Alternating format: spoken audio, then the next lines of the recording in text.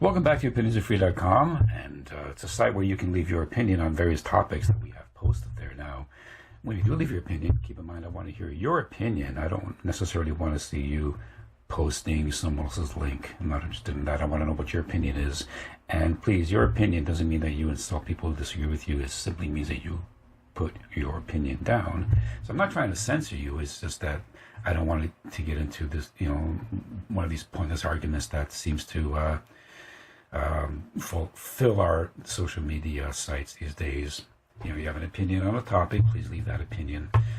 Let's talk a bit about politics. The election, in the U.S. election that is over, and Kamala lost, and some of you are going, wah, and Trump won. And some of the people who like Kamala are going, wah, but some of the people who also voted for Trump are going, wah, because I think they realize that they voted for the lesser of two mistakes rather than somebody who is really going to do good things for the U.S. Now, you're going to have different opinions on that, I understand. But when we look at what's going on in the business environment and whatnot, this is a lot of uncertainty. Will tariffs be good? Will tariffs be bad? Is Trump, who is not a politician, but he is a businessman, going to use tariffs as a way of threatening other countries to change their tariff structures? Or does he want to just slap tariffs on everything, which is going to be very inflationary and could, in fact, reverse the interest rate drops that are helping some people out, but are also hurting other aspects of your economy. The stock market is popping up almost stupidly so. I mean, I looked at a small penny stock that I was looking at before the election, and it was 0.05 cents. And on November 11th, it shot up to 7 cents. Now, you do the math, that's a few hundred times.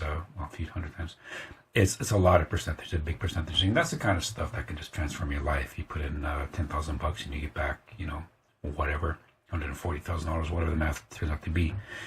Why don't we see more of those? The point being, though, that dropping the interest rates has been helping a certain segment of society. So if you have money to invest and the rates are causing the markets to go up, you can invest that money and you can make some profit. But if you don't have any money to invest, it's not doing you any good.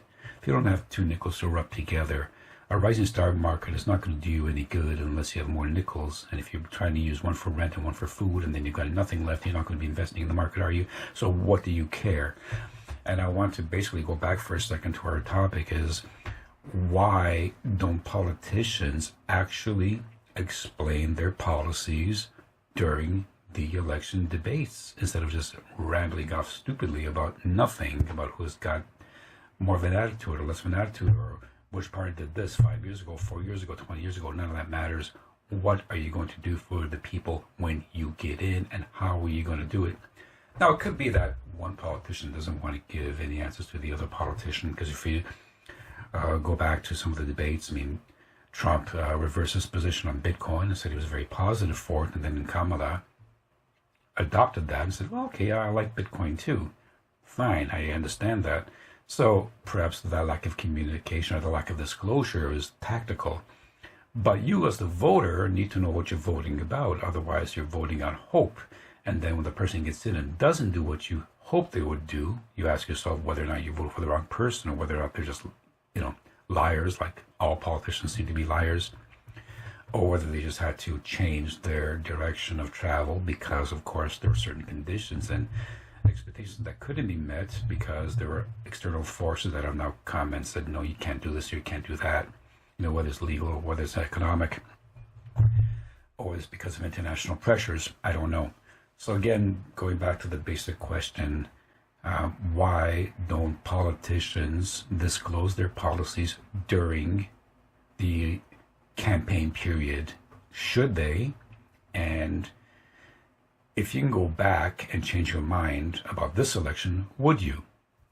Just let me know what you think. Leave your first name and the place you're from. So it could be Mary from Montana, Albert from Alberta, Betty from Brazil, I really don't care. And that way I get to have an idea of what area has what opinion. And remember, opinionsarethree.com is about opinions. It's not about insults or fighting. So please do not post links and do not insult other posters. In fact, the replies to your posts will be limited for that very reason. I'm not trying to censor you. I just want you to keep a level head here, okay, during our discussions. Opinionsarefree.com. Love to hear from you. Have yourself a great day.